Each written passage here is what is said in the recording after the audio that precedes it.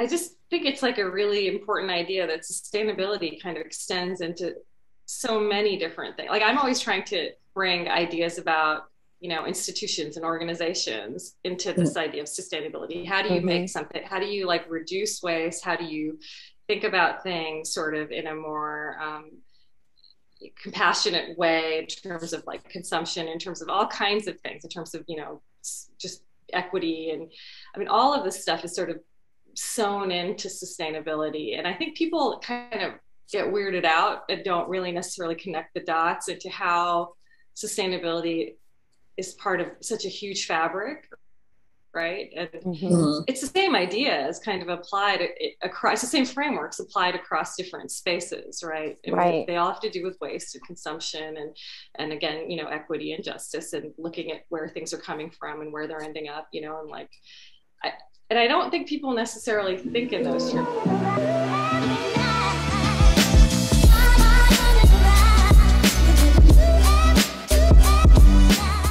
I'm Sharmon. I'm Katie. And this is Unpacking Ethical, a podcast where we sip our favorite drinks at the moment and talk about some things. Because there's nothing ethical about upholding the status quo. Let's talk about it. This week on Unpacking Ethical. Hey, we are back for another episode of Unpacking Ethical, and we have a special guest. Not really a guest. A friend. Kind of a guest. Just a sitter in. She's like invading the podcast today. Yeah. We got two, but we've got two though. We got two guests. That's right. Yeah. If you're tuning into the video, we got Mr. Max's podcast debut right here. He's my big fat fluffy Persian, and he's about. Yeah, you're not gonna hear him, I guess. Yeah. Although he purrs really loud. He has shown up in meetings as a purr here and there. Did we bore him? He's like, oh, I'm too good for this. He's like, you ladies, I got places to be. He's done. So that was it. That's all we got. Max. But how's everyone? Y'all look lovely. We're good. Thank you. I have this button wrong. You as well. I'm like, you're covering up like this orchid in the back, Salma, but I guess we should introduce you. We don't normally introduce people because they're like business people and we give them all this like space at the end, but I feel like we should like do you at the beginning. Okay. That sounded weird. We're not actually going to do you. We're going to it'd be nice if somebody would, but I love a whole other conversation. Hey now. Kick it off. Now, I actually don't know why I'm here. I am a huge fan of ENSA, of the Ethical Network. Sharmon and I work together, and I have nothing but esteem and respect for all of you guys and all the work you do. And I'm learning from the masters here. That's what I feel like. But my take is more from, I'm definitely interested in ethical stuff and tech. I'm a scientist, but I'm also a consumer of all things out there, and I'm very interested in this space. And I feel like I'm definitely being apprenticed to some of the people who are like the best I've ever met at it. So it's hoping to. But who are you with ENSA? Oh yeah, so like, I know I'm a board member and secretary maybe. You guys, if you get newsletters, they're usually put together. Well, here and there, they're put together by me. I hope to be doing that more regularly. Sorry, Sharmon. I'm really happy that you guys asked me to join in. It's been really great. Yeah. So now let's find out what you're drinking. Okay, so this is basically $5 Chuck. It's like bubbles. It's like cheap German champagne, but it's like so good. It's I don't know what, Chateau something or other. But yeah, when you think of champagne or cava or whatever, you don't think of Germany, but this stuff, I recommend it. It's $5.99, Trader Joe's. You guys have talked about Trader Joe's here before with your beverages. We're all fans. And I figured since we're doing this a little late, as you can probably tell from the lighting, because I know you guys are in slightly different lighting than you usually are, I figured, and also I'm following Tavi's lead because Tavi had the margarita. Oh yeah, last one. So I figured, Tavi set the tone. We are 6 p.m. Yes. Yeah, so I'm ready. I was ready with my beverage. I also have a backup sparkling water because bubbles tend to make me stupid really fast. So if I start getting that sounds like fun. I like it. What are you guys drinking? Should I go? We're after, right? So I've got a little mocktail that I've made here. Oh, a pretty glass. Yes. I like it. Thank you. Secondhand. Hey. So I feel like I need to, let me take a sip. Hold on. It looks like mango, peach. What is that? So it's mango, orange juice, pineapple juice, and then I threw in some just gingerade stuff that I get from this company called Elix Healing. Have we talked about Elix before? I don't remember, but it's a thing that they make these little Chinese herbal medicines that I take for like cramps. And it has like changed my life. But they also have this stuff called gingerade, which is just like this concentrated ginger concoction that is also miraculous and amazing. And I threw a little bit of that in my little mocktail. Okay, they are not sponsors. We should point out, we'd be happy if they were, but apparently they're not sponsored. They need to pay me though, because I talk about them all the time. What is the company again called? Elix. Okay. ELIX. Yeah. Okay. Gotcha. And then I threw in some blueberries and some ice to make it extra fancy. It sounds good. You stepped up from the water that you were drinking in previous podcast. I figured I would match today. Look, see, I'm matching. It's a vibe. Yeah.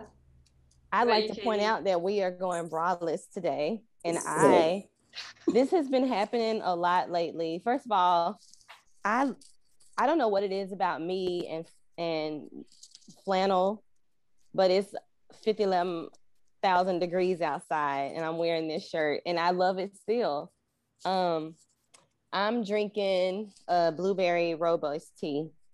Is that the same one from before? You got from Dallas? Which one from Dallas? I don't know. I think you brought on some tea from Dallas sometime. Well, I thought I heard blueberry. Some blueberry tea. I remember thinking, ooh, blueberry tea. Sounds good. Is it the same? Now I got to think about this. I haven't made, this is a loose one. It's like red rooibos tea and it has like dried blueberries in it. And so I just made this one I don't know if I had a blueberry chamomile tea that I got in Dallas. Yeah. Oh, yes. Okay. And I got that when I was in Dallas in April. I know what you're talking about now because I did have that. And that was good. I was cramping and, chamomile is just good for all kinds of stuff. So, but no, this is red rooibos with dried blueberries. So it's a deep, you probably can't see, but it's like a deep, dark color. It's good. So fasting from food until 8 p.m. So I'm just drinking water and tea. Nice. So what are we talking about today, ladies? That's a good question. What are we talking? We are talking about how we approach sustainability with other people. That's our thing, and how we talk about it. And as I'm like thinking about this, because when we first brought this up, I was thinking of it in a manner of like how we talk about it with our friends and our family, and just talking about it in general. But it kind of got me thinking about I'm about to say her name wrong. I was about to say Samada. It's not Samada. That's not how you Samada is how you say she says her name, from Red Carpet Green Dress, and how she has been on this campaign to just like stop saying sustainable fashion and talk about sustainable clothing. Because she's like, when you say fashion, people kind of think of this whole like elusive, luxurious kind of thing, and they don't think that applies to them. When the fact is, sustainable fashion is just the clothes that you wear, and everybody wears clothes, unless you live in a nudist colony, which is your thing. But the rest of us, we all wearing clothing, So it's this area and this thing that applies to all of us, and so it's like, how do we approach that and let people understand that it's something that we all can participate in. And two, that it's not this exclusive club. Yeah. One conversation that I've been trying to have with people recently, and I'm not in this space necessarily with a lot of, fashion and marketing type people, but I just think it's like a really important idea that sustainability kind of extends into so many different things. Like I'm always trying to bring ideas about, institutions and organizations into this idea of sustainability. How do you make something, how do you like reduce waste? How do you think about things sort of in a more compassionate way in terms of like consumption, in terms of all kinds of things, in terms of, just equity. And I mean, all of this stuff is sort of sewn into sustainability. And I think people kind of get weirded out and don't really necessarily connect the dots into how sustainability is part of such a huge fabric, right? And it's the same idea as kind of applied across, the same frameworks applied across different spaces, right? And right. They all have to do with waste and consumption and again, equity and justice and looking at where things are coming from and where they're ending up, and like, I don't think people necessarily think in those terms. Like when I say the word sustainability in terms of a process or an organization, people's kind of heads explode because the word has been so, and you guys have talked about the co-opting of the word, right? Into by certain people and into certain areas. And like, I'm always like trying to kind of pull the things that you're talking about and kind of like apply them to other things. And people are just like, it's hard, sometimes to get people to connect those things across different contexts and spaces, right? So that I've just brought that to mind. But yeah, I mean, sustainable fashion. I mean, yeah, it is. I thought you guys had such a great take on in the last one, I think on perfectionism and how like you do what you can. I loved your story about Castle's, the bathing suit. That you go to Target if you have to, and you use it for 2 years. You sort of make these calculations with yourself about how to do sustainability, right? But yeah, I mean, sustainable fashion. Yeah. So can you let's unpack that. So what do you mean in terms of sustainable fashion? Like where do you think that word has been? Or that are you talking to Sharmon? Or Katie, you can jump in too. Because I know you brought that up and I hadn't heard that. So that was a very interesting point from Red Carpet Green Dress. I say that right? Red Carpet Green Dress, right? Okay. Yeah. I just first wanted to say that sustainability, we've talked a lot about reclaiming what that means because, Black and Indigenous and people of color around the world have, inherently sustainable practices always. But in general, I think sustainability is a human thing. It always has been, but we have gotten so far removed from that because of, great developments and conveniences and things being accessible so quickly and so easily for a lot of people, not for everyone. But, essentially these structures have removed us from what it means to sustain ourselves, to sustain our communities, to sustain the earth, to protect the earth, to live in harmony with our surroundings. And I think that is why people wrestle with it in a way. It's confusing because we have become programmed to not even think of sustainability as inherently a part of our day-to-day lives, and it should be. Right. And so I think, I will continue to use the word because I think there's no other word that can fully encompass all the things that we're able to unpack and talk about the way that sustainability does. And I'm always gonna push back, people can co-opt the word as much or any space around sustainability as much as they want to. The pushback for me is I'll continue to use the word and up you one on your definition. So I'm going to continue to use it. But I think within fashion,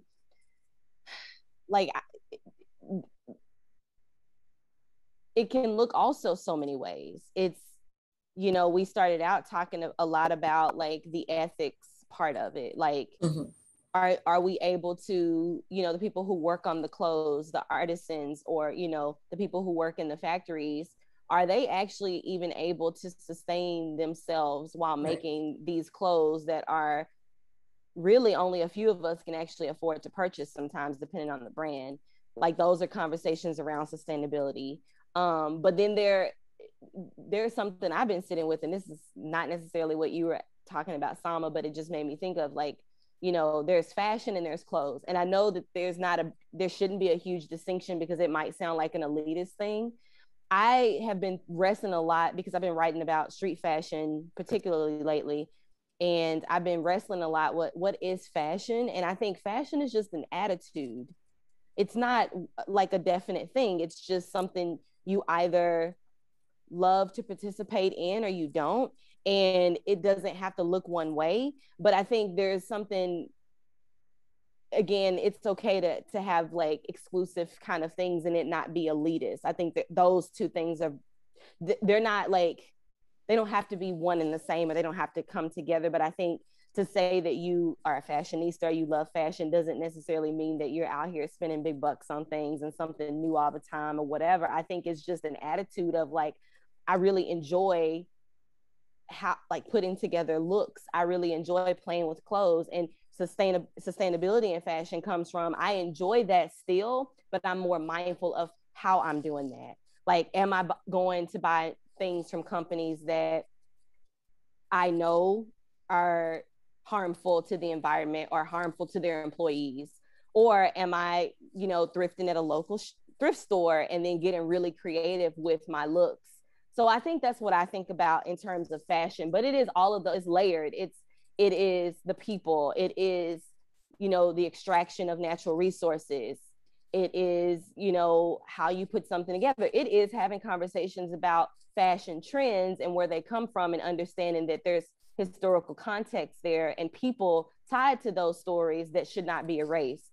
So I think it's all of those things. I don't know if I just went overboard, but.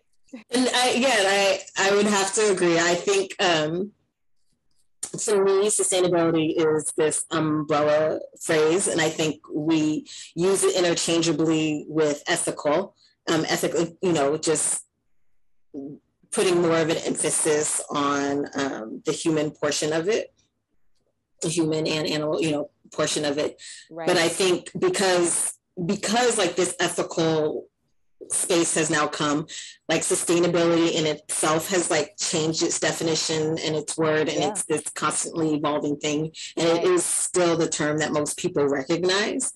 And so I think it is important to continue to use it, and in a sense use it interchangeably, because before I wouldn't have necessarily said that sustainable and ethical were interchangeable, because sustainability tends to focus on the environment purely. Right. But I think that in and of itself is changing and evolving, and the space is changing, and people are recognizing that you have to include all these things. You know, you have to be more inclusive in your sizing. You have to be more inclusive in how you market your brand. You have to think about who is making your clothes and how it's being made, and not just what it's being made from.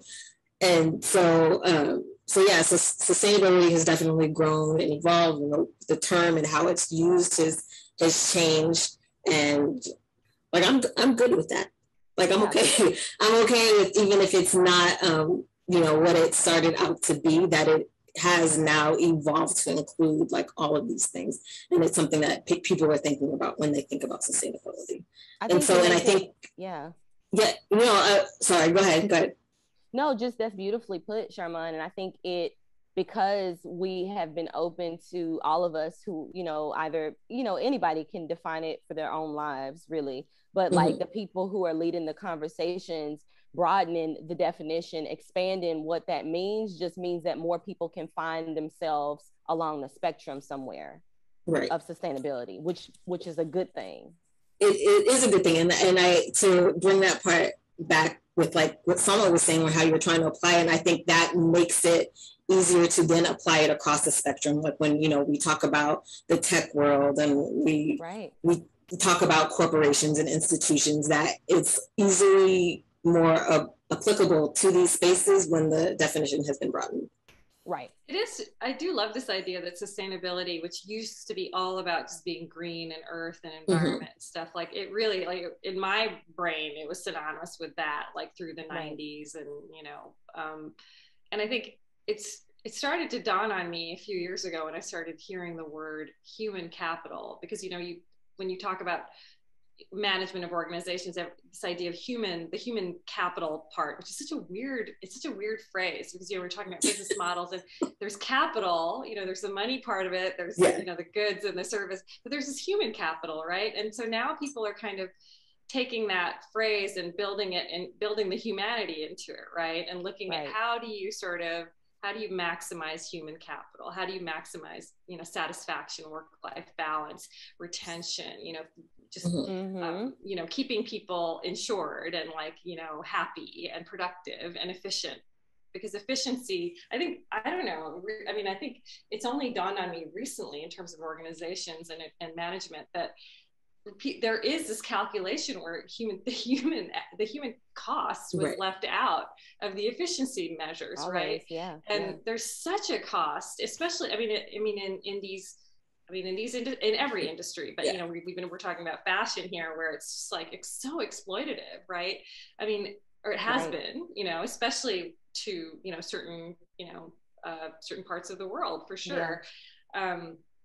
And that part of it, I think that part of it has made it into the popular culture now slightly more. And I think it just needs, these conversations that need to be had over and over and over again to sort of get out of the green leaf, kind of logo space when people think sustainability, right? So how do you make spaces, processes, organizations, whole industry sustainable? It's this multi-dimensional calculation of which I think the human beings are really at the center of it. And I guess this is also it's kind of like that idea that if you take care of the people, that all that other stuff, this, if you take care of, your neighbor, your whole community thrives, right? It is such a little, little sort of interconnected web of relationships, right? So, that part of it, I think, cannot be underscored more. And whenever I try to have these conversations about sustainability, it really always has to start with the people. And I think that's what's so amazing about what you guys do, is you really put the human face on all of this, right? Yeah. And we have to understand too, when we talk about unpacking, things like sustainability, I meant earlier, it should be a human trait. I don't know that it is naturally for everyone, but especially for people like us and where we come from, especially Black folks. And I can in America. But here's the thing, when you talk about these companies, businesses, all of it at the foundation, there's white supremacy, because it was all created from this same, it's all a part of the same system.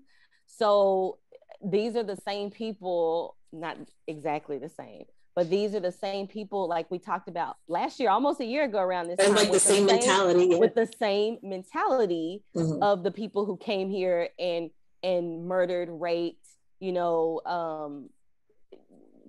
destroyed the land, and industrialization by way of colonization, all of those things, these are the same people. So if you don't separate yourself from those same, ideas or ideals and that same foundation, then you do find yourself in this place constantly being willing to sacrifice human lives for profit. And so that's why, people celebrate bigger companies talking about what they're doing, and and sometimes there are small wins worth, celebrating, especially if it's in favor of the people who are almost always left out of those conversations. But at the same time, it's these are the same companies who at the root cannot do anything without considering the bottom line. So how much are they actually willing to sacrifice and give up to make sure that those people don't get left out? There's an argument to be made for the fact that there is this kind of points to the need for reconfiguring how one does business, right? Processes can really be made more efficient. This is one of the big ideas of sustainability, is how do you build a system to be so fundamentally frugal, efficient, and just efficiency happens along, again, so many different dimensions. I mean, it's Right. not always the profit, right? Right. Profit and value comes in many different ways, right? Right. It comes in whether you can pay a decent wage and whether you can afford to, you know, pay for your people's health insurance, or whether you can give them extra time, you know, like there's plenty of ways. And I think if you were given, I mean, for those of us who work terrible jobs and who just hate getting up in the morning and going to work, I mean, just the idea, like so many people would I think do that calculation for themselves if they're working for somebody that they respect, who they know cares about them, who sees them as a human being, who allows them to bring their whole self to work, and who, you know, who has all these inclusive practices, of which all of these like profit minded things are can be sort of reconfigured with this idea of inclusivity, right? So much of this process stuff can be reimagined, and not by a lot. I mean, it just involves some small tweak. Not that I'm an economist and not that I'm a business owner and I can sit here and talk all I want, right? But the reality is stuff that, other, like, I'm sure that you guys stay up like in configuring a bit and trying to figure out how do you make things, you know, easier on, you know, like I mean, you all have like contractors and people that you work with, like how you sort of fund, what is your business model, and what are your value principles, like what are you trying to do? I mean, you're all clearly trying to do something ethical in terms of the product you produce and the footprint, right? So that's one value measure there that the standard, you know, just profit-based company doesn't have. And then, you know, there's sort of like, this is sort of an interesting process for like small business people. It's like how to, or even a Sky, like I would imagine like joining a company or joining a sort of a collective like that and having some of those conversations about how to be mentored into changing processes and changing business models just slightly, right? And to sort of adapt them into these spaces seems like something really valuable. And who are the people having those conversations in your spaces? We are, Sharmon, and it feels good. It's also challenging, Sharmon. I keep saying your name. Salma and Sharmon. Close enough. I respond to Sharmon with pleasure. No, but because you brought it up that we, you know, we are, in terms of like business model and all of those things, like we are having to pioneer a new way of doing things because there is no blueprint for what we're trying to do and what we're trying to build. Right. There's no means of production for what you guys are doing. Like just textiles and things like right. I mean, and it's very difficult in terms of like, you know, so next year I'm launching ESJ Media Lab because I had been struggling for some time, and it's not like I want to be a consultant because I don't really think of myself as a consultant, but just continuing dialogue so we can grow together with other businesses, but really trying to get, you know, folks who are already doing ethical and sustainable business to really dive deep into the messaging that we're using, the marketing tools that we're using, because that's all coming from the same place, those conventional kind of business practices. But there's no blueprint for how to do this. So like everything that I would be sharing and, you know, collaborating, you know, with other people to kind of figure out are things that I've, you know, had to learn just on my own. And so when people ask me, what is your business model? I don't fucking know. Like, I'm just trying to do what's right. There's no infrastructure. There's no infrastructure. Yeah. How do you have? Yeah. Right. So it's like, I'm just so how do you have a business model? That's what we're trying to, and that, right. And that's what, like, you know, organizations like ENSA and like ESJ and, you know, several others that are doing, you know, things in their own corners and spaces. That's the importance, because, you know, we are in a place where we have to pave this new road for people to be able to see. But the thing is, it's like we are having to create this path for people, and a lot of it is from lived experience, from learning things, and that's all just as, you know, valuable as far as I'm concerned, as anything you would learn in a business like school. Like, okay, like it's the profit is always the center of everything. Like, how are you going to profit? So I don't know, like it's difficult, but we got to get to the root of a lot of this stuff. And sometimes I feel like it's unfair that I have to do this because I don't have a ton of power and privilege in the ways that, you know, sometimes it's needed to really interrupt these systems, but here I am trying my best. Don't you think, I mean, I'm asking you guys because I don't know the answer to this, but from where I'm wondering if this is like a really opportune moment where things have like, you know, rock bottomed into such a low place in sort of like, you know, in sort of the human equity realm and in the environmental space, right? That like, you know, people are looking at human rights, at social justice, and at like, what are we doing to the planet? So there's like this moment where people are like, okay, wait a minute, maybe this is a real thing that we need to start thinking about. Like, I don't know what it's going to take to get people to, you know, reach into their wallets, or for big corporations to go into their sort of like, you know, business plans and their, you know, their the way they run things, and to sort of modify accordingly. But it seems like, you know, lobbying and all that, like there's this moment of like, people are going, what is happening? This is like, everything is falling apart. The structure and fabric of our society is falling apart, right? So like with COVID too, right? Like everything has had to change, like in terms of how we do everything, how supply chains work. And so it's just like, it's, you know, you have to like completely break a system in order to like rebuild it in the right way. Like, don't you think it feels like this moment where like, okay, like how does one jump on that at the scale that like you guys are living at versus like, you know, the sort of mid-level? Like, it's just, it seems like this is a moment, right? It should be. It is time to burn it all down, right? It's time. Burn it all down. This isn't it, right? If this isn't it, there isn't gonna be one. That's the best. Yeah. Well, okay, so while you're talking about this, and I'm thinking about like reimagining business and all that kind of stuff, and so I'm going to put out another plea here. He's not going to hear this, but you know, I've been stalking Joe Kiani ever since I heard his interview, and him talking about like you know, you do what's right and you do what's needed, and you kind of figure out how it makes money later. Right. And I'm like, I want him to like talk more on that and talk about how he's built his business and his foundation. And so I'm asking you one more time, I'm gonna keep bugging you, stay up in your DMs, keep antagonizing you, because I'm determined he's gonna come talk to somebody. Listen up, Joe. Listen up. We're talking to you, Joe. Is this the guy you were telling me about, Sharmon? I don't know. Not maybe. Chris Jamal Evans. This is the other. No, but you emailed this other person, right, about coming on the show? Oh, no. That's a different guy. This is a different guy. Sharmon, guys, you out here, leave people alone. No. So the other guy I had like, look, I'm gonna keep bugging people because I don't like you said, we don't have the power to really, I don't want to say affect change because I feel like we can't affect change from where we are, but I think to really, you know, completely bring down the system like on our own, you know what I mean? Right.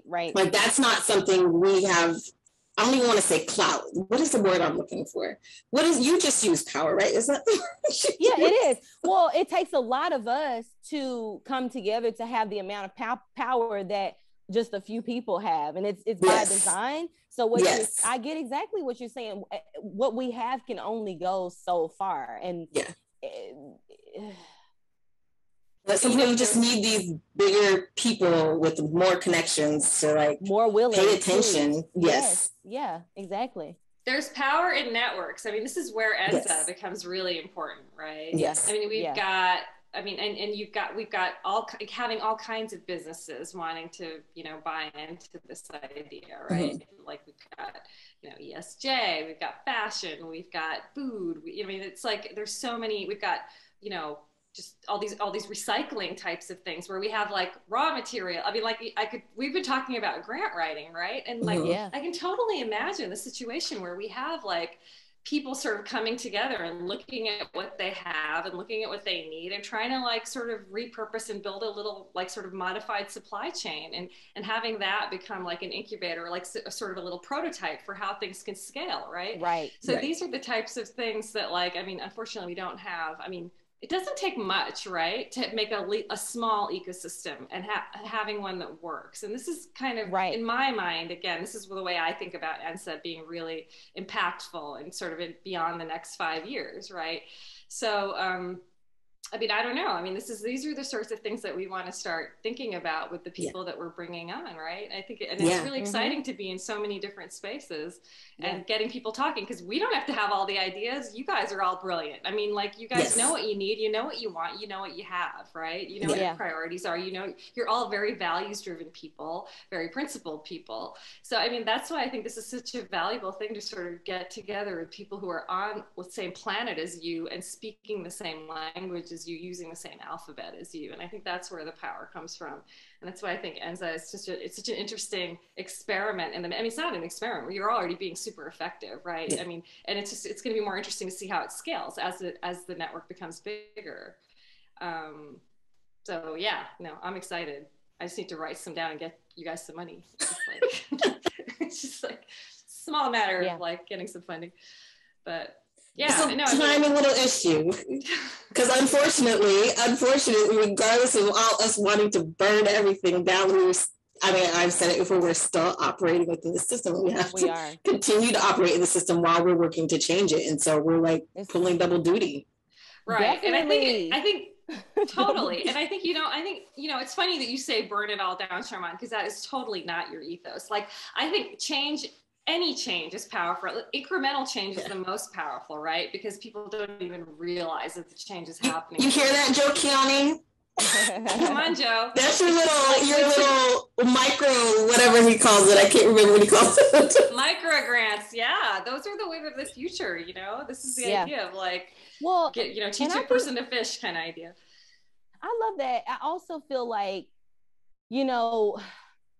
last year was a moment in time where I thought for a while people were paying more attention to like the cracks in the system that could not be ignored anymore. Like, no matter where you were, like, people really, and then we got back to business as usual again. And that was also by design, it's always going to be that way. Yeah. But and while I love like, micro, small level changes, affecting things over time, because Sharmon and Salma, y'all know that the work we do, be it with ENSA, with any other, ESJ, whatever it might be, we always knew that this was for the long haul. We always knew that the things we're doing today weren't necessarily meant to, we're not going to see all the fruits of all of this today, but our kids should be able to at some point in their lifetime.